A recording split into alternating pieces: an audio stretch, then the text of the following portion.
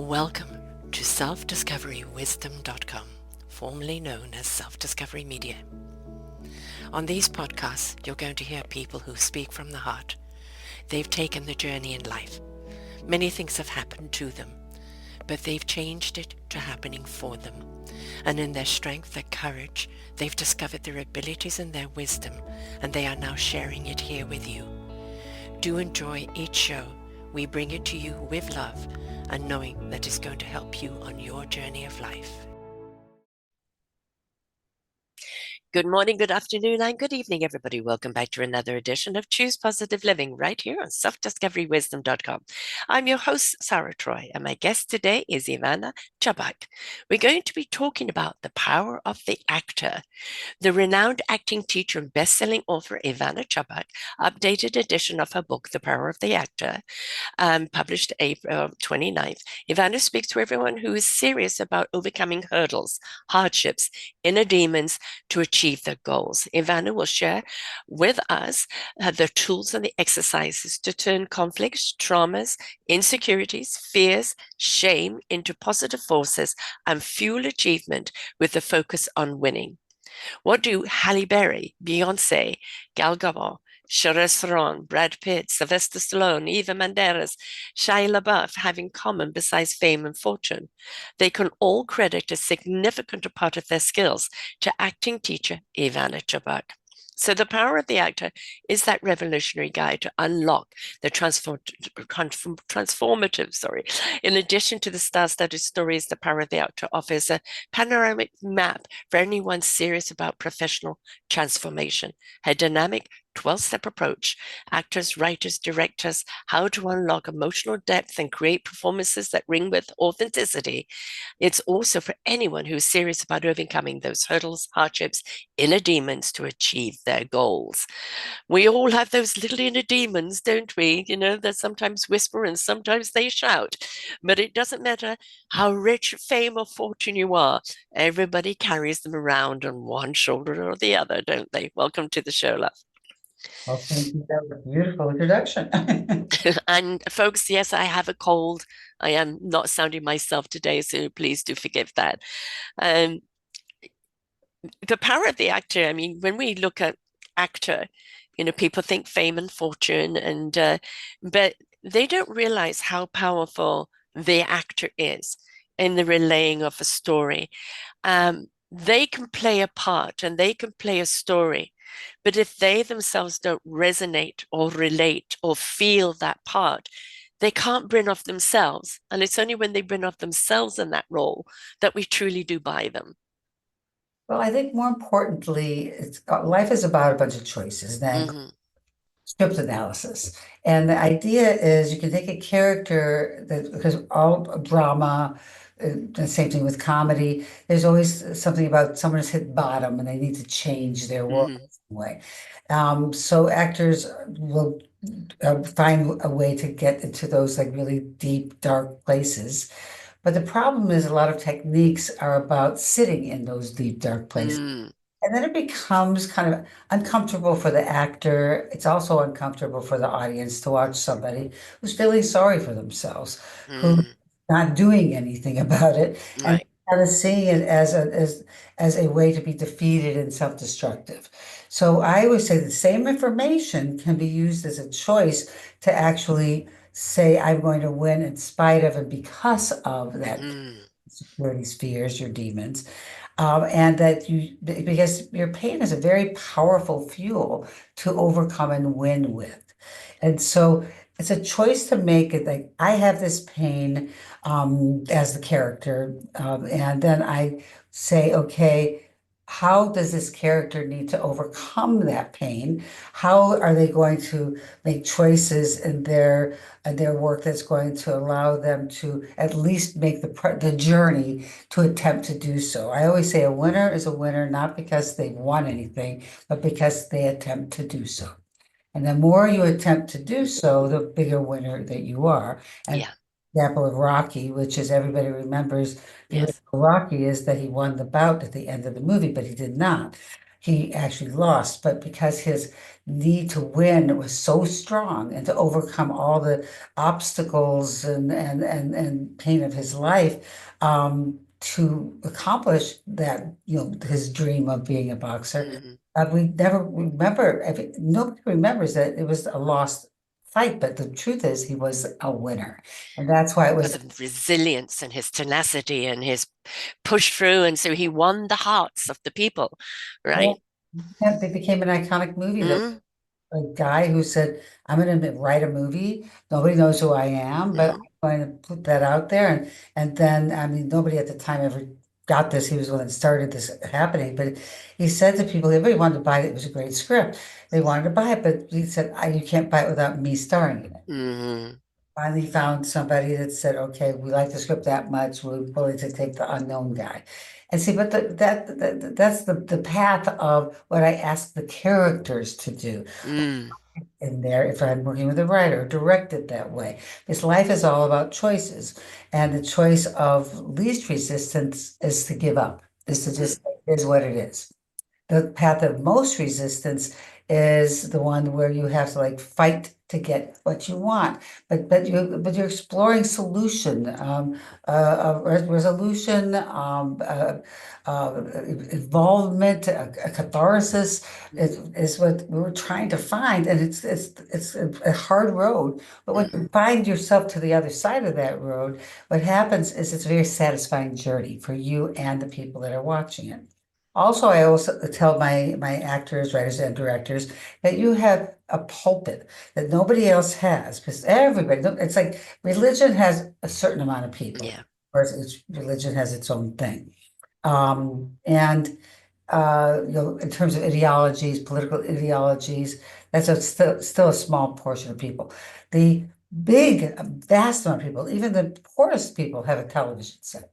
So Mm. the thing is, Mm-hmm. we have we have a pulpit that is profound. And Yes. our job, it's our obligation as artists with a pulpit that is so huge that we can actually say through our choices as the character or through the writing or directing that these people are willing to do anything to overcome their situations with using their demons as opposed to Yeah. negating that they exist.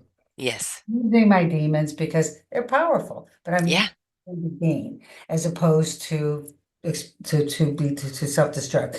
And so the idea is that those choices have to be made in the work because all script analysis is choices.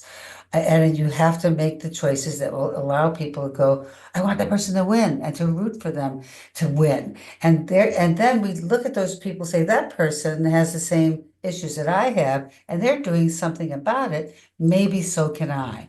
And it Exactly. gives subliminal hope to your viewers. And again, it's subliminal, but the point is it's still very, very effective, whether you know that it's happening or not. And I Yeah. find when I work with anybody, and with using this, that the technique is the philosophy is like as opposed to using your pain to self-destruct with and have shame, is to rather use it to construct and to create a beautiful picture with it, and to give people hope. And so as long as we have that with the audience is watching this, what we're getting is so much of how it bleeds into our own life. My actors, my directors, it changes their lives. Yes. Use this for their for it bleeds into their personal lives, Mm-hmm. you know. Mm. Uh, and because they say this feels so good when I'm doing it as the character. And it finds its way to like it's like you know what this worked for my character, so I'm going to do this in my real life. Mm-hmm. So there's actually a really great story. I know I go on. I do have a mouth that likes to talk. I think the main thing is I love to inspire people. That's really important because my pain. I mean, I grew up in a very kind of violent. My mother was mentally ill and a hoarder, but she was also very physically and emotionally violent. But because she was mentally ill, we never knew when it was going to happen. Right. So the idea of me needing something like this was how it was born. Mhm. So things that are great are born of pain. Things that have like that are affecting the rest of I have like my book's in 23 languages, and and a lot of places that are very oppressed countries. Yes. And I get these emails that are wonderful emails saying, this book has helped me out. And Mm. they're not actors. They're not even in Right. the human industry. They're saying, because I feel like this is a good way to think about life. Hmm. Hmm. And it's been like it's very I love the fact that I've affected so many people in different cultures, different countries. I have schools all over the world that are helping on their feet doing it. But the book itself, and especially the new one, because it's 20 years, it's 20-year anniversary too. And in 20 years, I've learned a lot from Yes. traveling all over the world to find out that human beings are human beings are human beings. And we do not have a difference in terms of what our issues are, and our demons are very, very similar. That's why Yeah. a great novel will stand the test of time wherever it Hmm. Hmm. and so the thing is, I've learned a lot from knowing that. I went to school with understanding. I studied behavioral science and um, psychology as a science, and cultural anthropology, which is a science. But the Hmm. point is, it helps me to understand what people do, because we're trying to recreate real people. But real people, in my philosophy and my technique, trying to overcome, not just accept. Suppress. Yeah, or just accept. Yeah. Yeah. Yeah. Or accept is like, that's what it is. It is. Hmm. I hate that. People say it is what it is. It's like, no, it is something that you can do something about. We have the power. I We said, do. we Mm. have the power. Let's make empowered choices in our life. Mm. But they're based in, I always say that we understand our power when we understand our powerlessness. Hmm. Hmm. Okay, so if we don't understand how powerless we are, so that that requires a solution to get to our power. Yeah. So we have to, the yin yang of life, you have to understand the dark to understand the light. So you have to understand the light to understand the dark. It's a combo platter of it. Right. Exactly. There Yeah. is no black and white. There's always, the yin and the yang. Everything you're saying is kind of.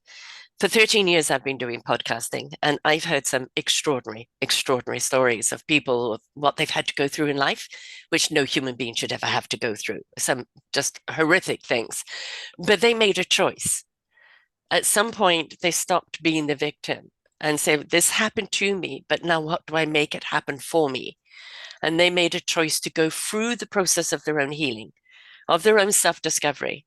And they've then become that beacon of inspiration and invitation to other people because of where they are now. And that really, every single one of us has a story, whether it's a bumpy road, rocky road, roller coaster, or, Something. out of this world type thing, right? We all go through something. But when we hear something or we're inspired by somebody's journey, and we look at them, and especially when you look at actors and stars, everybody assumes they've got everything. They've got everything together, fame and fortune. Most of the time, they're extremely flawed, right? And perhaps even more so than most people. But it's how they use that in their artistry, not only to heal themselves, but become the healers of others through the storytelling. Absolutely. And the thing, but I always tell people, embrace your flaws, Yes, because what makes us special is our flaws. And it creates unique and quirky behavior and mannerisms that are more interesting than watching someone be confident. It's like if I watch somebody on the screen or stage and they just seem to have it together, it's like that's not a very particularly interesting journey. But to watch someone who's hype. like flaws for days, Mm, embracing their flaws. That makes them, that's who I am. And I embrace that. And that's what I love about myself because I like in terms of myself, I'm highly neurotic. I'm extremely paranoid. And if someone doesn't answer like a text for me, I think they hate me. I mean, I have been known to actually respond back. I would respond with no response saying, did I do something wrong? hmm I do. I don't remember doing anything, but if I did, please tell me because mm, I always get back something saying, "What are you talking about? I mm. was just busy," you know. So it's like, Yes. and the point is, it doesn't stop me from continuing to feel paranoid, and I have lots of other things that I could like have fun talking about. But the point is, I don't want to get rid of them. It's who I am, Exactly. and so it's It's like, understanding them. I recently did a great show with Jerry Gariadano on your 7 words, 7 words that are established between the ages of 3 and 6, and they become the words that kind of become the driver's seat in your life.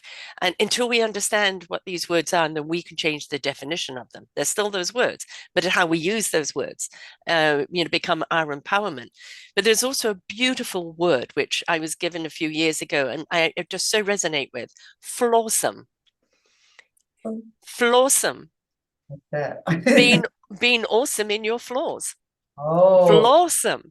okay, I get it. Right. And it's like I wouldn't be Sarah if I wasn't this quirky, odd creature that not many people get. But that's who I am. I spent too many years of my life trying to be what everybody wanted me to be, only to let myself down. And it's like when we embrace who we are, why we are, and what we are. And yes, if we've got some edges that need to be smoothed out, then obviously. But why do we have to apologize all the time for our flawsomeness, our quirks? Yeah, well, in the arts, it's like it really is about two plus two equals orange. So the idea is it's not a concept the artist really is. People who are in the arts have to think in terms of that there is no boundaries. We color outside the lines. What lines? Yeah. What lines? And it's like what we're doing is always trying to like find a way to create, colors and hills and valleys and all the kinds of things that create images that to tell the story from a unique perspective. hmm And you can't have a unique perspective if we're trying to people please. Exactly. Well, I thought Exactly. it was paper pleasing because we use scripts. And Uh-huh. so I said, paper pleasing is like saying, well, the producer wants me to do this because it's written in the hmm script this way. I said, I guarantee you, if you do that in an audition, you will not get the job. They want to see someone plump it out in a way that brings your uniqueness into it. Identify, be it. Yeah. Well, not just be it, because if you happen to be a very depressed person, I don't want you to be it. You know, No, no. so what I want to see is like some Identify, perhaps. But I want to say your unique issues come to bear, and you're trying to be proactively overcome hmm using your issues. hmm And also, I say always I try to win in spite of them because of your issues. So what they want to see is someone plump it out with the uniqueness that everybody is. Everybody's Yeah. I have 7 brothers and sisters, and we're all different, and we all come from the same parents. So it's like it's not because of, we really do. We're very, very different, and and our priorities are, it's amazing. I think that's a great story because the idea is coming from the same parents, you'd assume we all kind of have similar ideals about things, and we don't, and that's hmm what makes us, as all human beings, are unique. So they're looking for somebody who's not going to read the page and paper please and go like, oh, they want this, this, and this. And they say, how do I go after my objective? Which hmm I want you to prove you can love me without hurting me. And so, well, how do I go after something like that? Who do I need that from the most? When you start to personalize. And then what are the dynamics, the details of why I feel that particular person, the events and the issues of that relationship that I can color each word, each sentence between the lines hmm how we listen, because we listen in our own worlds, our own, like when I'm talking about my abusive mother, you're not thinking about what does my mother look like, you're thinking about whatever your abuser was. Hmm. And so, and how to just bring that to bear with behaviors and those kinds of things, but well, isn't necessarily something that's on the page. And so there was someone who was talking about why the director of I think it was Heath Ledger doing, I think, the Joker. And he said the reason why he cast him was because he didn't follow any of the directions. Uh, Well, he did a dialogue. He didn't change right. the dialogue, Mm, but he didn't follow what so many actors do make the mistake of. Well, I think this is what they want, so that's what I'm going to give them. mm. No, they want to see something that's going to be special and unique. Your interpretation coming from you, how you feel about the character. What does the part speak to you on? Yeah. How do you win? It's Yeah. about winning and losing. So how do you go after winning? How do you Yeah. make and when you lose, because you have to, in order to you go after winning, there has to be possibility of failure, right? Hmm. That's what makes like if you end up winning or losing at the end, the journey is very interesting because you could fail at any time. And so putting all this stuff in, we're at the edge of our seats watching this performance, whether it's from a casting point of view or from a point of view of just watching, a theater or a film, is that we're watching at the edge of our seats in the same way that a rooting section in sports watches a team. Yes. Yes. I would say the win-lose thing is most, well, not most, I don't know of any other acting technique that says you need to win. You Mm. got to put the win factor in there because because this is the science of that. There's proof that early man, before he even became upright, was played games of sport and also games of contest, and they have archaeological proof of that, and that's millions of years ago. Yeah. Now, theater was born 2,000 years ago in ancient Greece. So we're doing the math here, and Hmm. math says that winning is a more important primal need to go after, and when we're trying to recreate the human experience, than just feeling emotions. Hmm. Hmm. I think that, obviously when it comes to winning, yes, there's, Golden Globes and there's Oscars and there's all of that. But I think an No, actor, when an actor feels I've won at this part is me, when they feel they've won at it, when they feel, and the reaction to that part, a reaction to what they've played from the public. It's not about the awards. It's about how do people resonate with that role you played? Who has it touched? Who has it well, shaken up? here's the thing: what people don't realize is that great actors really don't care about the awards. Mm, The awards don't mean anything. I don't watch them. And most people I know, and I work with a lot of star actors, they don't watch them. They hmm. know because sometimes it's like sometimes you have to network and remember me Yeah, and around kind of thing. But it's networking. It's not because yeah, I can't wait to go to the awards. It's really a job. Think of it as yeah. um, and uh, and so it's not about that. It's about really doing like exploring your own personal capacity for greatness. Hmm. It's not, it's like I want to do like the most amazing, I want to explore something I've never explored before. When I work with people, I said, let's take this part, this one, let's do something entirely different than we did the last time. And I would say that for each time we work together. We're to do something what are you going through right now? And let's try to explore change and resolution and whatever you're personally going through right now, put it into the script as the character. So you're resolving it as you're playing the part. Yeah, So every time you shoot a scene, you're exploring change and growth and catharsis. And to get to the other side, so you can move on. And we use it in the work. And it is very satisfying for the actor, but also for their co-stars, for the director, mm, for the lighting people. It's inspirational.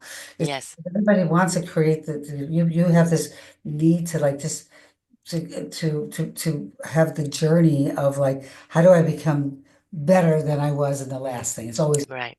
upping your game, and like I got an email earlier today because we changed some of the overall changed the overall objective of this movie he's starring in, and it was like, 'cause he said the other was just not pushing my buttons in a way that I feel like I do a good job with it, but I won't feel like I'm doing something extraordinary. Hmm. So we came up together with another one that, and he sent me an email saying it's starting all kinds of inspired thought. Here I can be thinking about this. This is this way I can have. I have this moment here where I could use this. And he said it's just opening up the door for the things I've never Hmm. done before.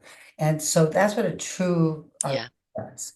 And that's what I mean by winning. It's not winning per se. exactly. It's Exactly. And it's also that vulnerability, right? It's like an actor that may be known for their beauty, willing to be kind of down in the ugly cry and bear it all, and you could still see the beauty in the person even in their moment of despair on screen.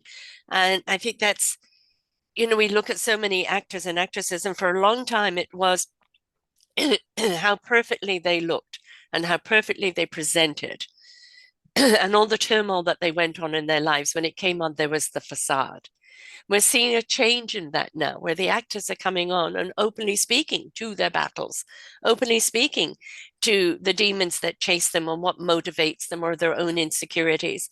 And that's given permission to the audience that you can be flawed and still beautiful and talented and successful as well. And that, part of that being flawsome is a part of the journey into becoming. And I think that vulnerability, no, everybody's so scared of being vulnerable, but when you're truly and utterly vulnerable, that's when you're really seen.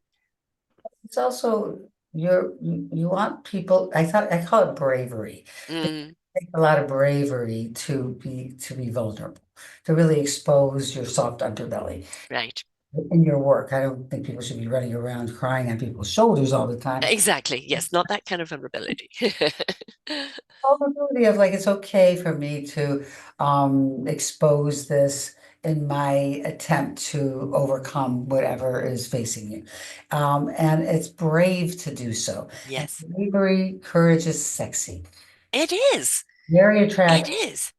So it's like to me, I'm trying to build a courageous group of people, and through the book, through my technique, through my classes and my classes that I am currently I have a teacher trainee who's going to be tested for his final test. But he's going to be taking care of the Arabic nations, and my book's coming out in Arabic. Um, Nice.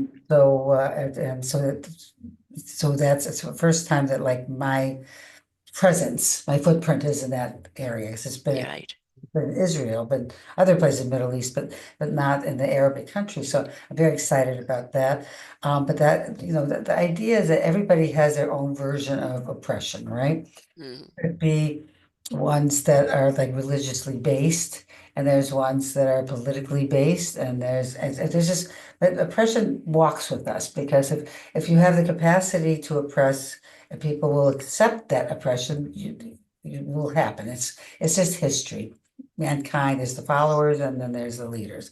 And sometimes people abuse their leadership, and sometimes people like Gandhi made it to mm, that was a wonderful thing. But people, if you say the right things, they will follow. And mm. hopefully, the person is more a Gandhi type person than a Yes. Hitler type person. So, but there's also like in terms of exploring. This is the interesting thing about being in these arts is that you're going to play a bad guy. You're going to play a killer. You're going to play, and those are really the most interesting parts because they're so Yes. layered. Because there's always righteous reasons for evil behavior. It's just Mm, psychology, right? They don't think they're doing anything wrong. They're solving something by killing yeah. people. What they're doing, and by figuring out, like if you just look at, and I'm not supporting Hitler at all, I'm a Jewish, so my family is Holocaust survivors, but it's like Hitler had a horrible childhood. And Yeah. his childhood was he was physically abused, but like where his male parts were put, lye was put on it. He was verbally abused, physically abused in tragic, tragic ways, and he thought his art was going to be the fixer. So he went Mm, to the art school, and where he's from in Austria, and uh, and they said to him, "You're one of the least talented people we've ever seen." So that dream was dashed. So he found another way to be empowered. It turned out to be a very bad and horrible mm, way, but it was in his head, people loved him. exactly. And they did, a lot of people did. You know, they were quite loyal to him, and he got a lot of joy out of that because he lived a life of being so tragically abused and then dreams dashed that it was like it just his journey makes sense. But it Mm, also makes sense that he could have gone the righteous path too. exactly. Choice again, right? And he's Choice. also responding to like, I'm going to find my empowerment and my emboldenment through because it was so awfully taken away from me. So if you're going to play someone like that, you have to find the backstory, like a profiling backstory for that person, that so that you have a righteousness to become that person. We all have that little fraction of us that are the little fraction of us that want to do very horrible damage to other people. Now, what you have to do is take that fraction and turn it to a whole to be able to play this character with all the ability, the humanity without the cartoon version, but Right. humanity of really truly what makes these people tick. And I always use the example of this. Everybody's had the experience of being on a tall building overlooking when you're on the outside, having that momentary second, maybe 2 seconds thinking of, God, if I just push that person next to me over the edge, Mm, and you go, oh, I can't believe I was thinking that. yeah, But you had that thought. So exactly. we have it in we have the capacity, We do. you know, and we always, It is the humility, the humanity of whether we go through it. But you know, an awful lot of actors, they love playing the villain because they know they could never be the villain. So this is the way to be the villain without becoming the villain. Um, and very often say that it's so much more satisfying than some of the other parts. well, it is because there's just more layers to creating a true Mm, person that does this sort of thing. But I also tell people when they're playing the hero or the saint, find out what makes them a villain somewhere inside of them. I'm going to give you an example. Joan of Arc. Now, Joan of Arc mm, could be played, I'm talking to God and I really believe in that, and that's that. Or someone who is so needy of people adoring them and thinking of them as close to God and speaking to God, mm, that they're willing to die a most horrible death to yeah, have it, which is being burned at the stake. It's one of the worst deaths you can. yeah, And so that I want it that badly that I'm willing to, and I'm so, because of past experience of feeling like so diminished and abused, that I just need that kind of adoration. And that's more interesting Joan of Arc for me to watch. mm, And mm, so you have to find the darkness in the hero, and you have to find the righteousness in the villain. And it's very, very fascinating to do that because you have to really look at profiling. You have to look at yes, what truly makes, in terms of the science of psychology, truly makes a person become this. Or if you play someone with a mental illness, why did this mental illness happen? I call it the mm, power of why. Because hmm, why things happen is more interesting than what happened. yes. There's a brilliant show on right now called Adolescence out of England. It's a true story of a young boy that kills this young girl. And there's only 4 episodes, but each episode is from a different perspective. The cops that arrest him, you know, the school and the teachings, the parents, and then the kid himself, who is then interviewed by a psychologist. Brilliant acting of this young kid. And it's always that fine line because he always protested he didn't do anything wrong, Exactly. right? And until he eventually did. And this is, I think, where the true art comes out in artistry of the actor. And this one is a young one of how to play that role without going over the edge, without overplaying it, but playing it in a way that that there must be something inside of him that he brings out and just takes to the edge without going over. Well, from a kid's point of view, my daughter teaches kids, so it's like she knows. They're incredible. Well, the problem is that I don't want to screw with their minds. I'm afraid that some of the things that I say, because I understand adult thinking, and there's sometimes you cross lines, Mm, kids, and mess with their heads, and I just don't want to ever do that with anybody. But adults, because what I teach is so science driven, you kind of have to understand that. And also, we have to understand that we have problems with certain people that we love, but it doesn't mean we don't like them. exactly. So it's like the idea is they're flawed too. And Yeah. maybe some of those flaws don't make sense to who you are as a person that causes you pain. But the point is if we're trying to do something to overcome everything I do is about spinning everything. Everything can be spun. I call it pain equals prosperity. And so how do we make pain equal prosperity? Well, there's the system, it's a 12-step system. That's the part of the book, which is like having to spin things. I can take anything and say, see the worst that could be the case or the best that could be the case out of it. Mm, Same exact thing. And it's kind of a concept in advertising, right? It's called doing the spin.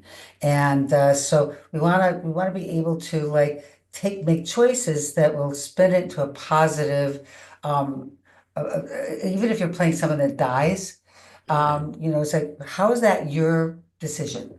mm, That's something you wanted to do. And I call it energy kills because what we're going to do is create a situation where I want to kill off something in myself that is not yes. benefiting me. So Right. the person I had a girl who was playing someone who had to get murdered, and I have a thing called emotional diaries that help us figure out what we really feel inside. And it's in the book too, like how to do one that gets in 5 minutes, you'll understand a lot of subconscious feelings that you truly have. The real feelings are in your subconscious. And what came up in the diary was the person that she needed to have kill her, but not kill, Mm, but kill off the energy that she. yeah. Well, so it came up was her mother, who's very fearful. Everything is about fear, and she's so afraid to do anything. And this girl had a lot of fear, so she needed the person who gave her the fear to kill off the fear in her. Ah, So yeah. she wanting it. She was making the guy triggering him to do, I mean, this is acting, Yes. triggering him to want to do this so she could be free of the fear. And so it became really profound. Yes. Like it's still scary because we still have the survivor's instinct, but it was also like satisfying. And to watch it, you were like, it was like so Mm, amazing. I did a scene, a dying scene in Spider-Man 3 with James Franco. mm, And instead of making this like a maudlin, all dying scenes, I just think that anything that we're dying is like, what is it that we're fixing in this? mm, And again, energy deaths, so as opposed yeah. to actual deaths. So the idea of, without giving away his personal stuff, is that we'll talk from the point of view of the character.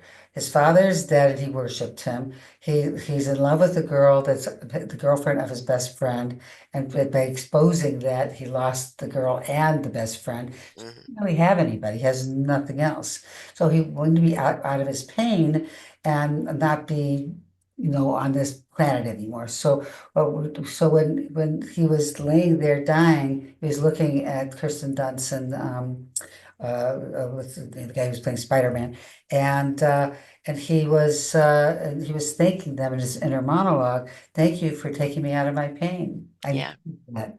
That was the Yeah. best thing that you could have done for me as friends. Right. So it became this beautiful like death scene because it was not tragic. It was dying with dignity. And I want to give people the idea that if whatever bad things happen to you, and it's just because you wanted it to, and so it's going to solve something. And that we saw, I just told you how it would solve something in his and as the character, but we are solving something. We always personalize after we figure out what the character wants. Then what we do is we figure out how that makes sense to our personal life so that we can be more integrated. So there's no difference between you and the character. exactly. Where is that common thread, right? Yeah. And that's you can always tell an actor that is just acting, that it's just the words on the page, and then the actor that is has integrated and has become. And one of my favorite villains was Moriarty in Sherlock Holmes, the 2010 one, and I thought he was a delicious villain, um, because he played just enough over the top. He was so sinister, right? And that you kind of liked his evil, if you know what I mean, because he was decadent.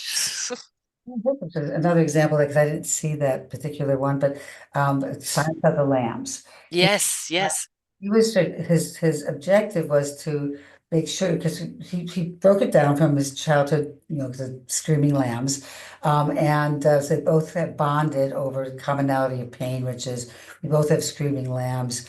We want to silence them, her with being pro-law, him being anti-law. So put the same coin, different sides of the yeah, same coin. So they're bonding already off of the similar pain. But he has to test her because he doesn't want to get hurt again. So he puts her through tests of fire, saying the most horrible things, and also acting very weird and mm, scary.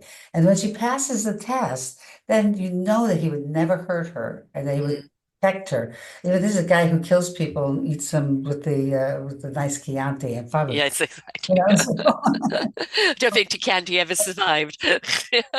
this is a movie which is a testament to his acting and why we all got laughed in the theater.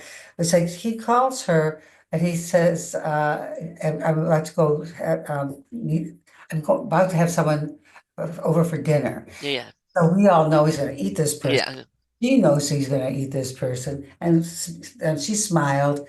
We all laughed, and we're going like, we just laughed at that. yes. You know, Then becomes the question, why are we laughing at that? Yeah. yeah, but that performance was so driven by an underbelly Yeah, of true vulnerability based on Anthony Hopkins stuff, yeah, and how he needed to test someone so provocatively that when she passed the test, it was like you're in because nobody else has ever passed the test with me. right. You know, Respect, right? mad respect, yeah. Yeah. And I think there are some people that have surprised themselves in by going with the pain or going with the struggle of whatever the role is, of going with it, allowing the that thread, that cord between those and the character to become. And I think many of them have kind of surprised themselves. Oh, I was intrigued by the role, this, that, but what the role did for me, what the role revealed in me, it became extraordinary. That's the whole thing. To me, it's like we're understanding more and more about the human beings, who we are, Mm, why we do what we do, and but we have to actors are finding it like in each role that they play, and they yeah. kind of grow and there's more information from stuff that they like. I've been working with most of my people I've been working with for years and years, and they still new stuff keeps coming up. Things Mm, they forgot or things that they negated that they had any kind of feelings for because it was easier to negate and deny yeah. and or forget than it was to actually to look at that really hurts. But then as time passed by, they became more and more brave by each time they call it in the acting we're going to the zone. Hmm. You go to the zone, it's like things happen, you go like, where'd that come from? And I just Hmm. thought it's this thing that I never thought that thing before. And I never did this kind of thing before and never had those thoughts before. But it's like you have to place a lot of work in to create the ability to have impulses, to Yeah. kind of like, fly into that zone area where you surprise yourself. And that's always the best. It's like I said, there's no drug or Mm, alcohol that's as great as going to the zone. yeah. Well, it's a question of using it, not losing it, right? You're using how you're feeling. You're not just losing it and denying it. You're using it. And I think for so many people, I didn't know that was in me. I didn't know I was that angry. I didn't know I was that hurt. I didn't know I carried that pain. I didn't know it was so deep, but that role brought it out in them. And it's the same with an author writing a script. You know, Absolutely. it's I've interviewed so many authors, and it's like they say, yeah, they start off with a particular view of where it's going to go, and then the character completely takes the keyboard. Absolutely. I always say I think with my fingers. Hmm. So it's I literally I think I know what my thought is, but I just put my fingers on the Yeah, keyboard and they type things I didn't think I was gonna. I thought it was gonna be going this way and went that way. yeah, yeah, yeah. And it's going the way it should go because that's where you step into allow. And when you allow, that's when the reveal is there. Yeah, I'm gonna go off on something you said a tad earlier, which is about the losing concept. Because Mm, I'm all about like trying to get the win, even though you may. mm, But people like actors often think if I yell a lot, that means I'm a good actor. And I mm. say that when you're that's venting, that's when Yes. and I call it when you're losing it. It's in the words. You're Mm, a loser. So when mm. we're just going, you do this, you do this, we're not affecting anything. What's happening is the other person's, if they even were thinking they were going to go in your direction, you yelling at them is going like, well, I'm going to dig my heels in and say, screw you, and I'll be Yes. anti you. So it's very ineffectual. However, we do it. Human beings do go. Yeah. It's not the go-to. No. It happens in spite of us. So we Yeah. try this tactic and we try that tactic to be effective. And then when none of it's working, we lose it. That's when we It's the yell. exasperation, right? Is the losing it. Mhm. It's like the frustration. It's just Mm, venting. It's expressing your frustration, but that's not an effective feeling. Um, right. so I always say, if you're losing it, you're losing. Mm, That's why people in real life actually don't yell as much as actors think they do. hmm. So what happens, we do try different ways to win that are effective. When it doesn't happen, we yell, but then we regroup. We go like, this isn't working. I don't Yeah. like how I feel right now. So then we regroup and try again, this tactic, this tactic. And when that's not working, we start yelling again. But because it's such a big thing to yell at somebody, we think it's happening more often and a larger quantity of it than it Mm, actually is. right. Video to fight with somebody, you'd say, I didn't really actually yell that much. Hmm.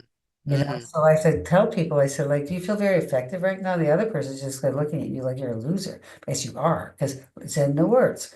You're losing it, you're a loser.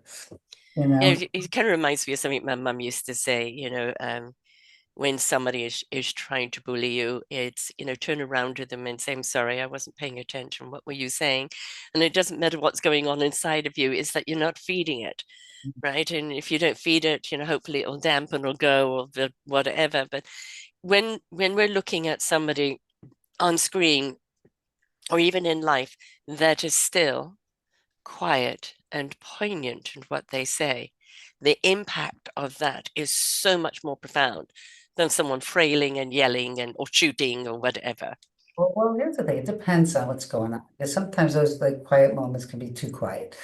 It depends on what you want. If you Right. want to make a point that that person, like you want to make that person laugh, for example, and you want to entertain that person. Well, if you quiet and poignant, that's not going to make anybody laugh or be entertained. So you have to do all kinds of insane things to make them laugh and be very physical and behavioral.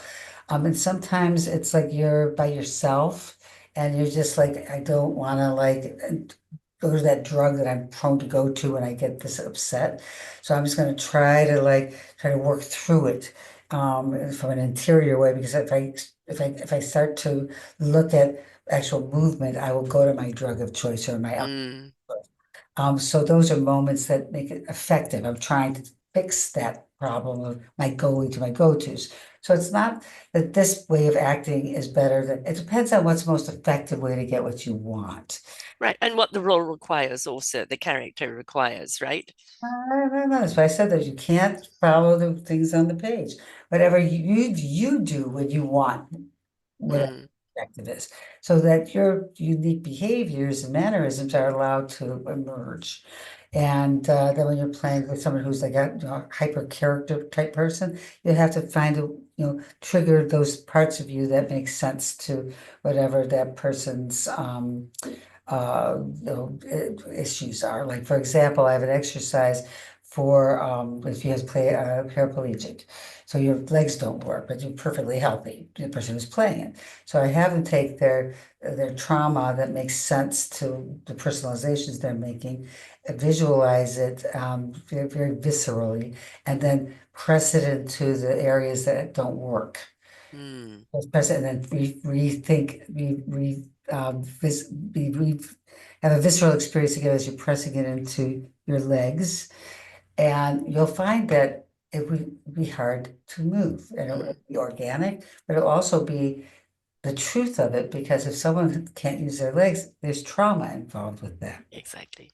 So I always go for the inside and create outside behaviors. And sometimes, again, they could be very large behaviors, very bold behaviors. I always think like in the name of doing something like coloring outside the lines and not really having rules are meant to be broken kind of realities, is that like go for the boldest choices. And then if you feel like that's not giving you what you need, then we'll go to the quiet guys. But the thing is that I like bold, I like brave, it's like going for it and like take a chance that somebody's going to say you're overacting because I call it the Mm. overacting police. So they don't exist. Overacting police don't exist. I'm sorry, sir, you've been with us, the overacting jail, and stay with us. And I said, it doesn't exist. So take the chance. Al Pacino once said, and he's a great actor, but he also sometimes can be over the top, but it's always more interesting than someone who keeps it in. Mm, He says, I just make a lot of choices and I hope they work. you're right. And I think, Talking about him, I mean, through the years, which have been the actors that really you feel have got it, have really learnt this lesson and really applied it? all my students. And I Good, love good, good. them, I love them equally and differently. It's like there's a true love story between us because we share. I don't just ask other people to my students to like just express what's happened to them. I tell them me too's, all my me too's. Hmm.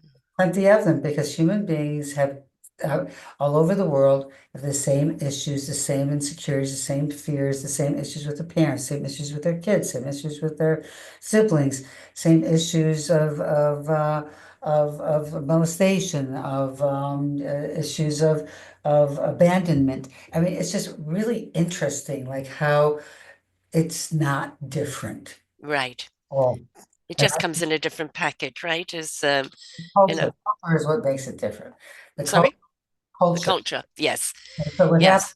negotiate life differently, but the things that are interior that you Hmm. that's why I can work with anybody all over the world because I just say things that you would think that maybe just be American because I didn't know that till I started traveling all over the place. Because I've been to every culture, and it's like I mean every single one, but most of them.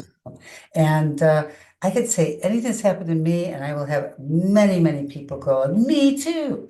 Yes. Or this is the case with where people have, I mean, it's really to me so fascinating how we do experience them. And this is where cultural anthropology comes in, is because cultures negotiate life through geography, weather, how religions that are based on that same thing, how there are certain languages that don't have a lot of words for power, very few for love. And that's just one example, like everything is different based on like literally geography and Hmm. uh and weather. You know? Yes. So The common denominator is the similarities on the inside.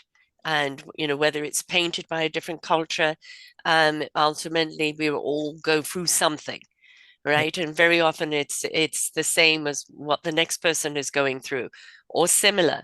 And it's we've been told to suppress, we've been told to hide it, we've been told to buck up, and get over it. And it's like, why can't we use it? And that's the whole point, right? Using it in a way that then becomes productive for you, creative for you, a part of you you don't need to apologize. As Popeye says, I am what I am, right? Take me or leave me. And I Yeah, think that that's a good way to be. absolutely. I just think that people, that's why I said pain is a powerful fuel to overcome and win with.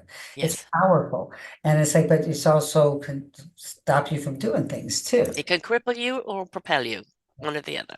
Exactly. Hmm. It's all So a question of how we use it. I mean, many people choose to stay in the victim mode because either they don't know the way out or they don't want to because that's their role. They like the attention they get. And then for others, it's the embarrassment or the shame, or I'm not going to own it. I'm okay now. And then for others, it's like, this is who I am. How do I use it in a way that actually is empowering? That is inspiring to other people. And everything, of course, comes down to choice. And those choices are going to come at different stages of your life. There is no, it has to be done at this age or done at this time. We have many chapters in our book of life, and it will come when you're ready to see it, to feel it, and release it. Um, study and make sure that there's options. I mean, I just think that and I think obviously I'm selling a book here, but the point is that in this book, it really is something that I'll give you a quick story. Halle Berry was walking down the beach in Florida, and she saw this girl reading my book, and she said, "Do you like this book?" And she said, the girl said, "Yeah, I love it very much. It's helping me a lot." And she said, "Oh, you're an actress?" And she said, "Oh, no, not an actress." And she said, "Well, what do you do?" And she said, "I'm a doctor."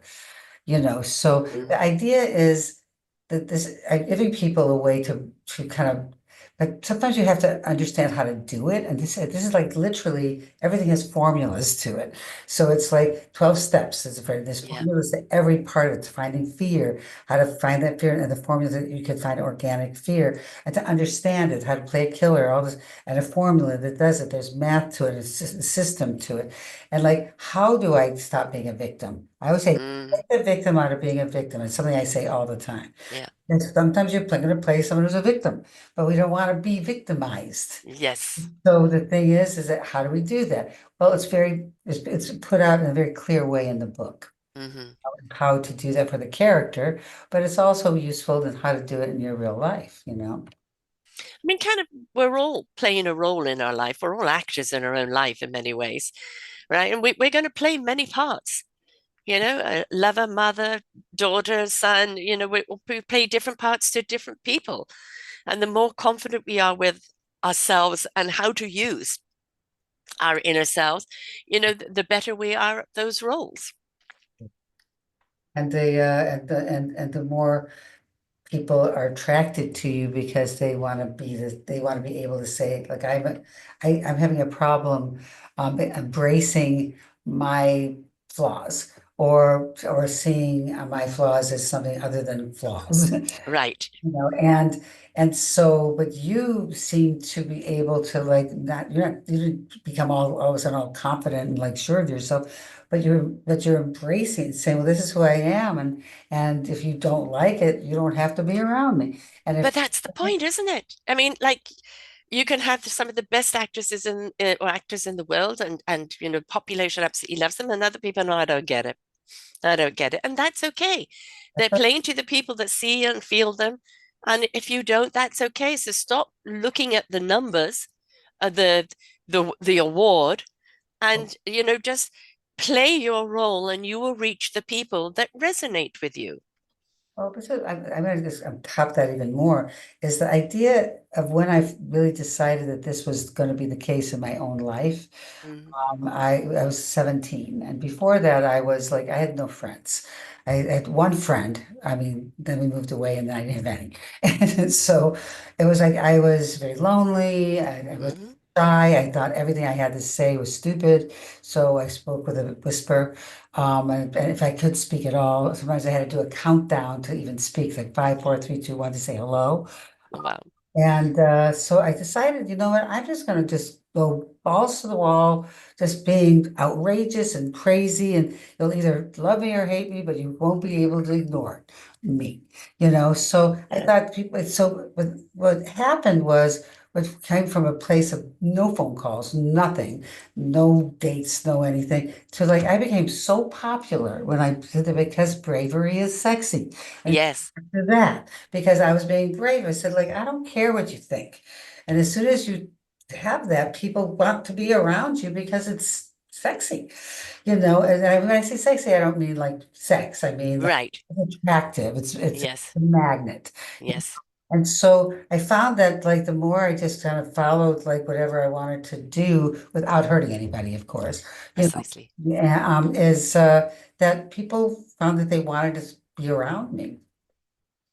Yes, I became olive oil to get out of, from Popeye, and Yeah, it's like I started playing these characters, and I made people laugh, and yeah, it was, yeah, maybe a little bit of a facade, but it was me coming out of my shell.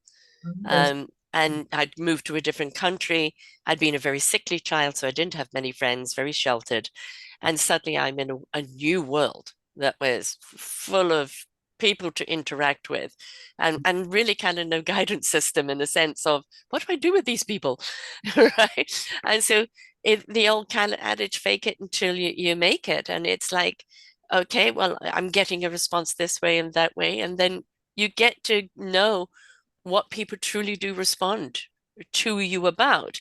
And then you go, well, yeah, this actually is more me. I don't have to play, the fool. I can be this person because it is what people are seeing.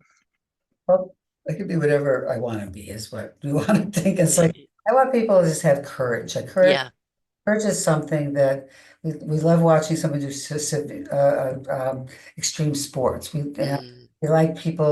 We see the Olympics and them doing like a really hard mm, um, um, routine yes, or whatever they're doing. They could die from, you're right.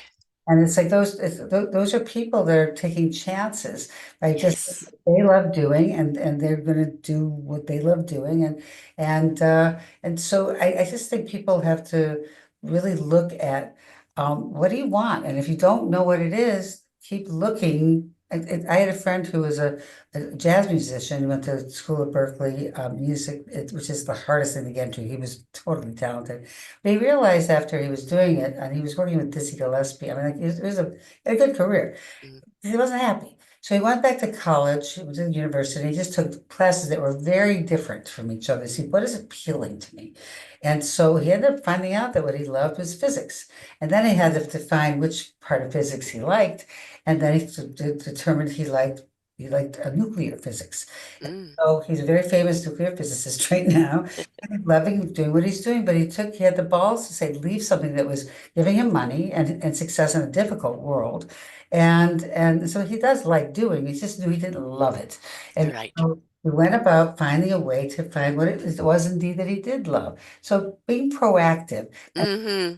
But my technique is about making choices that are proactive as opposed to waiting and sitting I'm responding to somebody. I'm actually responding and then I'm reacting and I'm going, so that person said this, I don't like what they said, so I'm going to respond this way. I like what they said, so I'm going to respond that way. And so it's like the idea of I'm going to proactively get your love or my power back or whatever your overall objective is or scene objective is.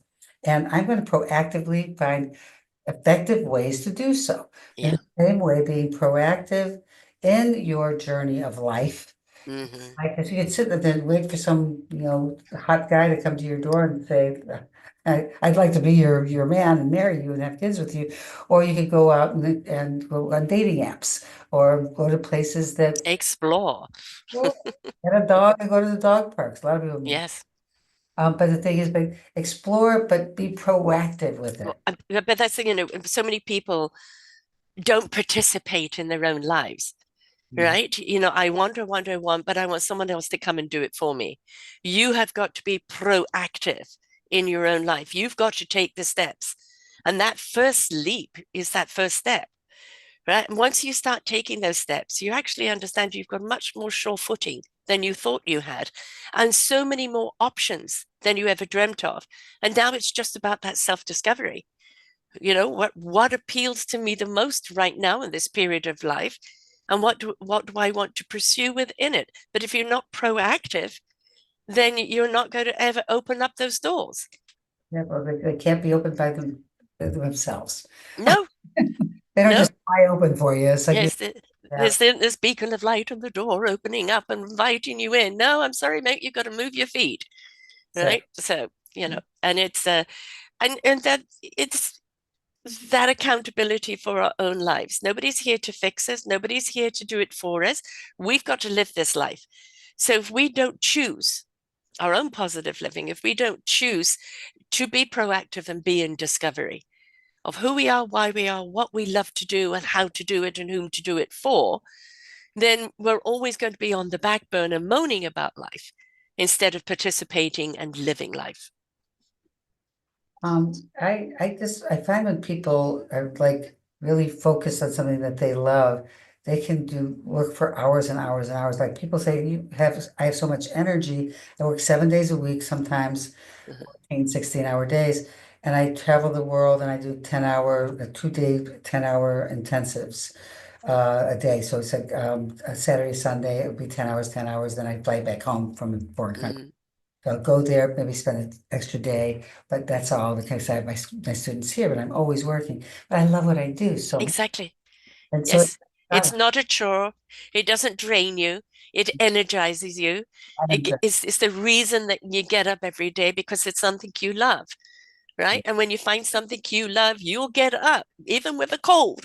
You'll get up and do it because it means something to you. And you like what you are contributing to others. and people tell me that I've changed their lives, Mhm. tell me specifically how I did. It's like you say, okay, I chose what I chose well, because Yeah. it seems to be affecting a lot of people in a great way, but it also comes back at me. I empower others to empower myself. It's But a that's they don't understand. It's not just giving your energy for someone to suck it up and drain you. The more energy, and I would say the more love you give people, the more it generates love and energy that yeah. then comes back to you. And when you actually hit that particular physics of consciousness, then you understand the more you give, the more you get. And the thing is, when I break down like playing a therapist, it's like a therapist is a therapist because they want to heal others to heal themselves. They Mm, always use the field of their practice is the very same issues that they suffer. right. The mirroring of it. Yeah. Yeah, so what they do is when their patients are basically themselves, and that's so that they're healing them to heal themselves.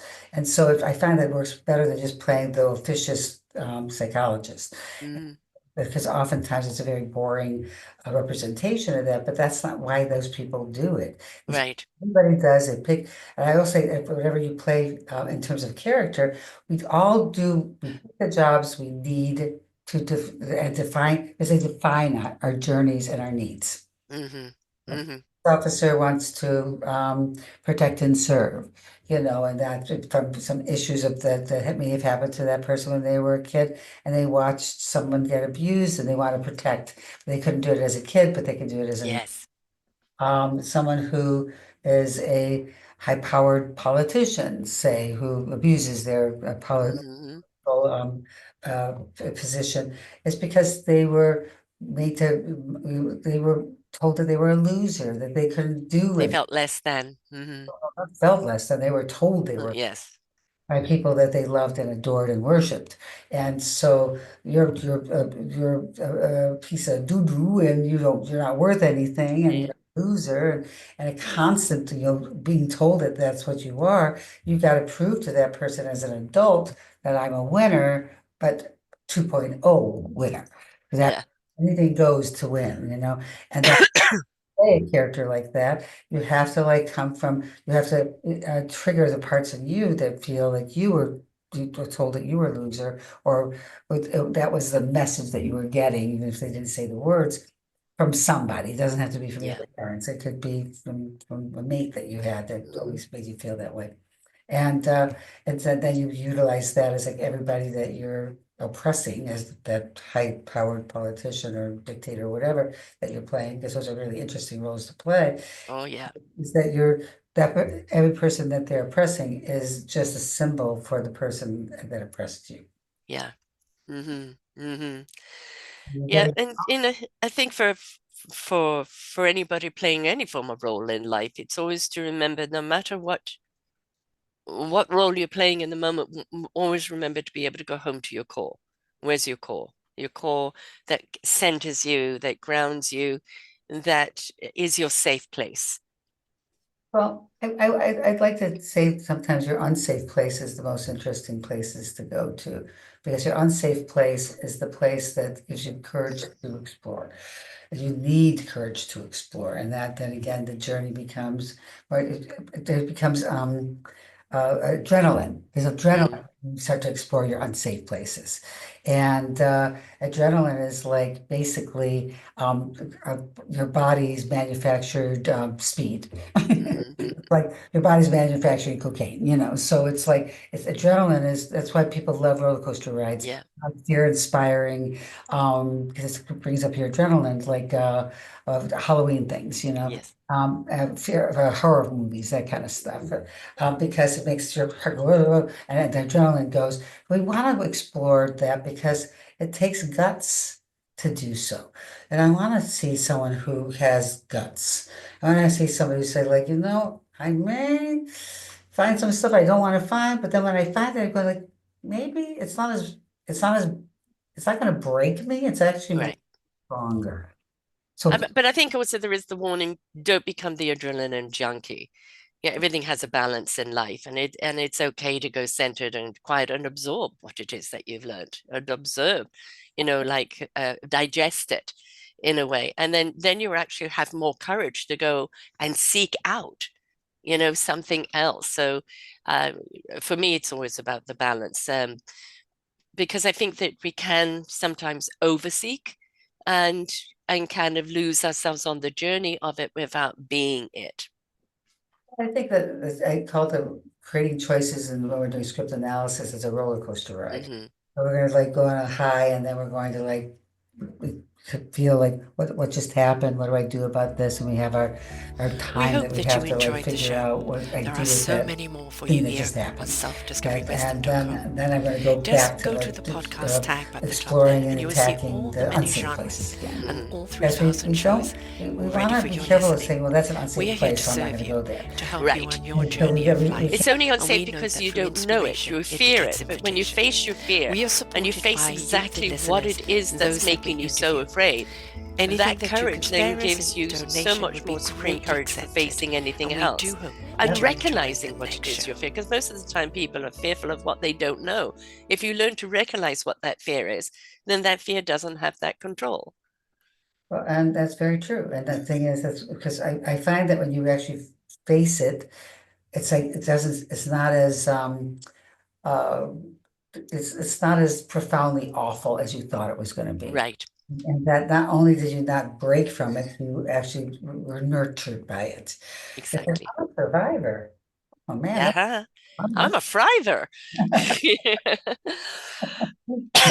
And I think, that's the reason why I've done this over the years is the people that did have the courage, found their strength, discovered their abilities and their meaningful purpose and their contribution, back to society. But they made that choice, to find the courage. And I say it's kind of blind, deaf, and dumb in order to see, hear, and feel. And sometimes it's just that trust and taking that leap, right? Absolutely. And the thing that I always tell people is that if you say, I'm afraid to do this, I'm afraid to do that, in terms of choices you're making. Yeah. If I'm afraid I'm going to cry too much, or I'm afraid I'm not going to cry enough, or I'm afraid that people are going to think that it's bad. Or I said, as soon as you put the I'm afraid to, Yes. it's the antithesis of art. Art Uh, equals freedom. And yeah. so if you're saying I'm afraid to, you're censoring yourself. You're self-censoring yourself, but it's still censorship. And You're closing the door on yourself. yeah, exactly. So Yeah. censorship is the antithesis, the enemy, Mm, freedom. And so since art equals freedom, that I'm afraid to is gonna have to go. you're right. Again, you do not know what you're capable of doing until you give it a try. And it may not work. That's okay. You gave it a try. There was the courage. Okay, but what aspects did I like about that? I like that. Okay, I'm going to go seek something that has that in it and see what where that takes me. But be wondrous, be in self-discovery, and be willing to explore. Curious. I always say be, Yeah, and yes. Alice in Wonderland, the Mad Hatter said, "It's curiouser and curiouser." Hmm. That's my favorite, like Yes. my words that I love. A curiouser and curiouser. It's not a real word, but it says exactly who I It says everything am. because that's what we're here for. Yeah. We are on that journey of self-discovery. We're only here to kind of discover what our contribution is, our meaningful purpose, our calling, or whatever it is. But it's not a stagnancy. Oh, I've discovered I do this, and now I'm just going to stay here. It's like you've discovered you do this, but how do you use it in a way that it can grow, it can inspire, it can seed opportunities for others or enlighten and illuminate? So we owe it not only to ourselves, but we owe it to humanity in itself. Well, in terms of taking it outside of the acting, writing scripts community, it's like utilizing that. I really want to just go after whatever anything that I'm going to explore. We have to always keep in mind that we don't want to hurt people. That's Or ourselves. well, that comes back at you. So the idea of hurting somebody else is like I just think that if we and I think it's people's if people want to hurt themselves, that's up to them. I mean, I'm not going to judge them because that's what they want to do. But hurting other people, because that's not their idea. You know, Mm. there's some of the people that don't want that, and so Especially to make yourself feel better, exactly. which is never going to work. Well, which is also it's going to work for you, but it's going to work for you in an evil way. Yes. And if you're playing an evil person, now let's get back to my world. Hmm. If you're playing someone like that, that's what you have to because anything goes in the name Yeah. of the means justify the end, and you have to go extreme to Hmm. art. In terms of life, when people take these stuff from life, it's all about empowerment. I Mm. speak only of empowerment. It's like be empowered by your pain, be emboldened by the things that have happened to you, not destroyed by it. Be know that your flaws are embraceable. They're Yes. fabulous, and people will relate to you. So they'll say, "You have the same things that I have." It's called commonality of pain. It's part of the thing that makes people fall in love, whether it's friendship, love, or Hmm. kind of love. It's like you always say, I feel like I found the female version of me or the male Yeah. version of me because you're feel like you're Such parallels, such resonance. Yeah. but it's not because you have both love the color red or Hmm. like to go skiing. It's like it's two people who have suffered the same stuff, and you get me in a way that nobody else gets me. Exactly. Exactly. Yeah, Exactly. And that is the true beauty of the art of acting, yeah. is that reflection of you that you're seeing on the screen. Is that reflection of your story and that courage and that triumph you're still looking for, that solution you didn't know that was there, that triumph in the end of how it ended and how yours could end too or begin. And I think it's that, art mimicking life, life mimicking art. It is that if they can, surely I can. Lois, the inspiration begets invitation. When you're inspired, it's an invitation for you to look in yourself. Could I? Yeah. Hope. And it's all a question of being proactive in one's own life, right? And reading your book. So, having said that, where do people get the book? And where do people find you? And what have you else have you got to offer them? Well, I have to offer them. They can. The book is at, of course, Amazon, and Amazon's all over the world. Hmm. And also, it's an audio as well. Hmm. I voiced it myself, so you'll have my stuff in it. And and then also, of course, bookstores will have Barnes and Noble, places like that. But Amazon is like one thing that's absolute. You can get it there. And then in terms of classes or to kind of explore more of if you have thought about having that dream or you want to explore to understand better about yourself or to be a better salesperson or whatever. thing is we create a connection, with Yes. acting is about relationships, creating relationships that the plot facilitates the creating of relationships of importance. And so there's a lot of reasons for classes. The classes, ivanachubbuck.com. Can you spell that for people listening, please? If I can. Ivan as in Nancy, CHU, B as in boy, B as in boy, UCK at mac.com. So that's iChubbuck at mac.com. And that also is the ivanchubbuck.com as well. You've also got a YouTube channel as well, so they can kind of find all sorts of things there. But we say a book is a great gift that keeps on giving. And whether you read it for yourself, and then when you're inspired, you want to share that. You want to share this, not something you want to keep to yourself. And I think that if we become more inquiring and curious about what makes us tick, what are the things that's held me back that I'm not aware of, reading things like this, it's like, oh, well, how do I use this? And it gives you permission to, how to use your pain and not impose your pain on others, but how to use it that will propel you forward into a stronger realm. And I think that's for everybody. We all need that. So whether you're an actor or not an actor, or maybe you're a public speaker, or maybe you're a coach, or maybe a solopreneur, having these kind of techniques is just going to help you in any realm of life. Most people come because they just want to understand better about who they are as people and how better to connect with people.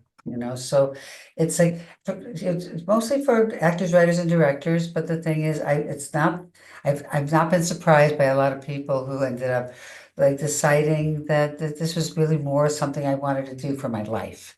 Right. There's a lot of good life lessons in the book. But read the book or listen to the book or do both. It's because I think Yes. people listen and they also read differently. It's a Yes. different experience, a different takeaway. So Mm. both. Are you based in New York or LA. LA? LA. And of course, you do your classes via Zoom as well, or they have to come to LA? I have online classes as well, and I have many teachers, different levels, intro, advanced, and master classes. I teach the master classes, but I have some amazing teachers that have been with me for years and years and years, as well as the in studio teachers there, different levels. And so, if you don't live in the Los Angeles area, we have Zoom classes that are different time zones, so that you can if this one doesn't apply for you in terms of middle of the night Mm. study, it's like then there will be a time slot that is available because we space it out in that way. Because we have people from Japan in the classes, Australia in the classes, all over Europe in the classes, South America in the classes, and Canada. Mhm. Yeah, I nearly made a comment there, but caught myself. um, I'm all about, as I said, self-discovery and understanding who we are, why we are, and what our role is in life. And I think that anything that helps us in that journey, we don't only owe it to ourselves, but we owe it to the people we interact with. And we become better in society, therefore make society better and more enriched. And the more enriched we become, the less discord there is going to be. And I think that's something we owe ourselves and we owe our own community. Absolutely. And life is always giving us challenges. Yes, Up to us to like find ways to solve, resolve, evolve, and have ultimate catharsis. exactly. Thank you so much for sharing with us. This has been extremely enlightening and very revealing. I always say life is an inside out job, and you've got to just be willing to walk the inside to actually understand the outside and not to be afraid of those little demons or those fears, those those insecurities, all of those things that walk with you because they were given to you for a reason, and therefore what are you going to do with it? And once we learn what to do with it in a more progressive way, it then serves us. So why not? Boom, boom. Yeah. So thank you so much. And to everyone out there, please remember, life is your journey. It is your responsibility. And there are so many people here that can help you along the path. And Ivana is one of them. And the more you know about yourself, the more you empower yourself, the more you empower other people, and the better the world will be. And it all starts with you willing to either read the book and take the course, or just get in there and start doing it, because be proactive in your own life. Until next time, folks, bye for now. We hope that you enjoyed the show. There are so many more for you here on selfdiscoverywisdom.com. Just go to the podcast tag at the top there and you will see all the many genres and all 3,000 shows ready for your listening. We are here to serve you, to help you on your journey of life, and we know that through inspiration it begets invitation. We are supported by you, the listeners, and those that we interview. Anything that you can spare us in donation would be greatly accepted, and we do hope that you enjoy the next show.